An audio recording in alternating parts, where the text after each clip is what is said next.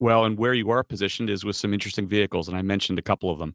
Let's talk about the development of the Mach-E. Yep. You were a guy when it first was, shown to you or the concept was rolled out that went, are we gonna mess with the Mustang like this?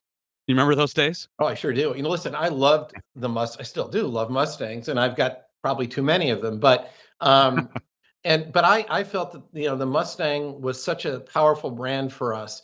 And when I saw what I thought was going to be an EV SUV and calling it a Mustang, I just it the tilt sign went on for me. And I thought that was just a terrible idea.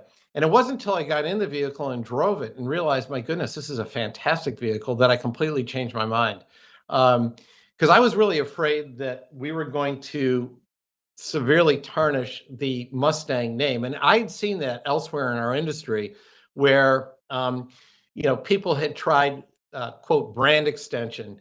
And in fact, not only did it not work, they ended up tarnishing the entire brand. And I felt that Mustang was so well known for what it was good at, that to try and take a vehicle that looked different and was powered differently and slapping a Mustang badge on it, I thought was going to be a big mistake.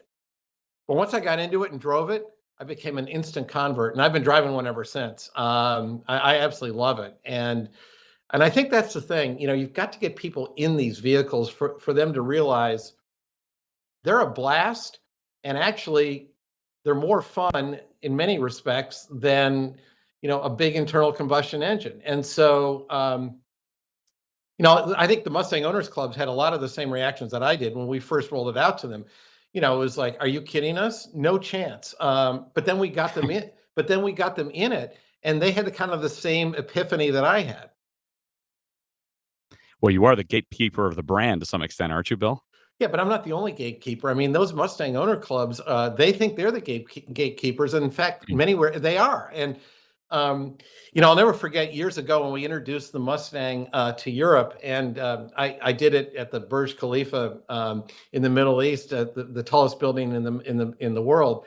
And we had a kind of a press conference. I looked out and I saw these people wearing Mustang gear. So I walked over to them. I said, "Well, who are you guys?" And they said, "Well, we're the Mustang Club of Slovakia." I said, "But we don't sell Mustangs in Slovakia." They said, "Yeah, we know, but we've been waiting."